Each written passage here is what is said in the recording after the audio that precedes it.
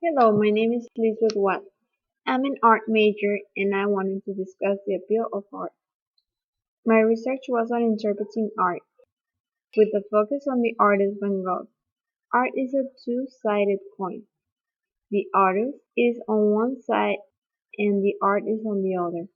You can look at them separately or as one thing. I thought Van Gogh would be a perfect example. Here's a self-portrait of Van Gogh. He was only in his 30s when he died by a self-inflicted wound.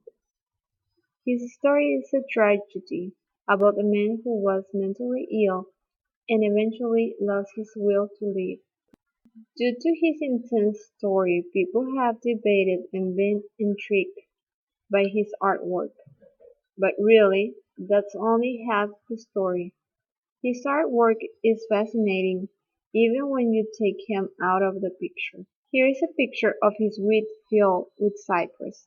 Notice the movement of the grass and the colorful cypress. I really enjoy his art and wanted to know why it's so captivating. The first problem I ran into was there are so many books about Van Gogh. This next painting was my main focus on the paper. This painting is called A Starry Night.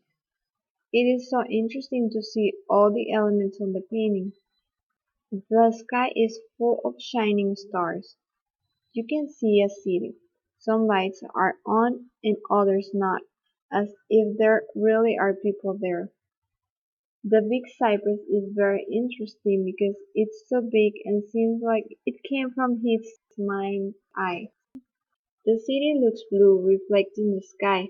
The sky is turbulent and so colorful. I began to ask myself, what makes art beautiful? Why does everyone like Van Gogh?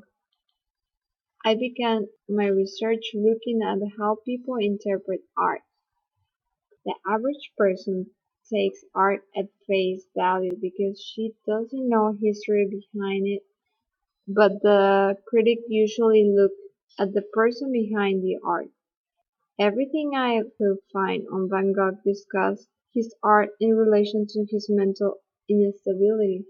This made me change my focus to why we put so much emphasis on the artist. The change began when I noticed that Van Gogh would never have done this.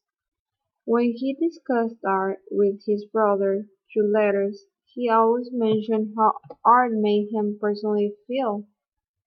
When he mentioned the art, he only praised him, without interpreting the art.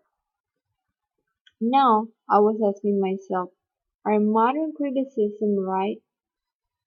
Do you need to know the man behind the art to appreciate a piece? Or was Van Gogh right? Can you be compelled by just looking? Here is the painting that made me question myself and modern criticism.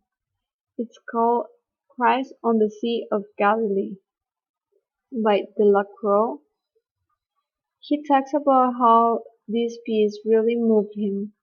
He said he didn't know blue and green could be so terrifying. His whole description is about how the artist affected him and how it moved him. That's when my research changed. I decided I wanted to write about how art is supposed to speak to you. You can understand a piece if you understand its author, but art's purpose is meant to be personal.